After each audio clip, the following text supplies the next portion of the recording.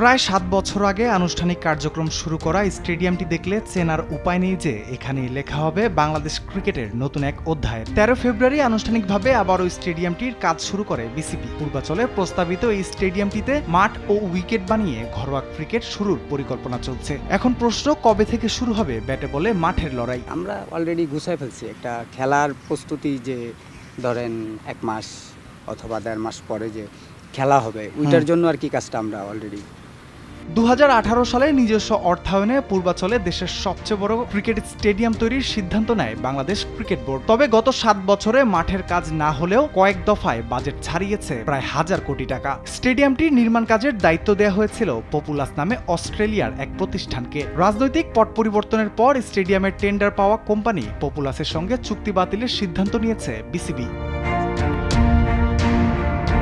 National sports ground, যা বাংলাদেশ ক্রিকেটের জন্য সম্ভাবনার এক নাম।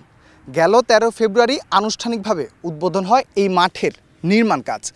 ঈদের পরে ঘরোয়া ক্রিকেট দিয়ে শুরুর কথা রয়েছে মাঠের খেলা। ৩০০ ফিট পূর্বাচল হাইওয়ের পাশে এই স্টেডিয়ামটি খুব দ্রুতই শুরু করতে চায় তার আন্তর্জাতিক কার্যক্রম।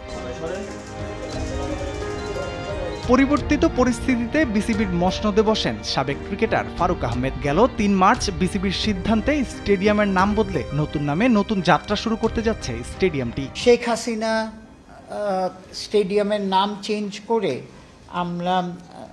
আমরা যেটাকে বলা হবে এখন এনসিজি, ন্যাশনাল ক্রিকেট গ্রাউন্ড। বালু দিয়ে ভরাট করে ৩টি ভিন্ন মাঠ তৈরি হবে এই স্টেডিয়ামটিতে। যুগে যুগে ক্রিকেটকে এগিয়ে নিয়ে যাওয়ার ভিন্ন এক গল্প লিখবে দেশের সবচেয়ে বড় স্টেডিয়াম ন্যাশনাল স্পোর্টস গ্রাউন্ড।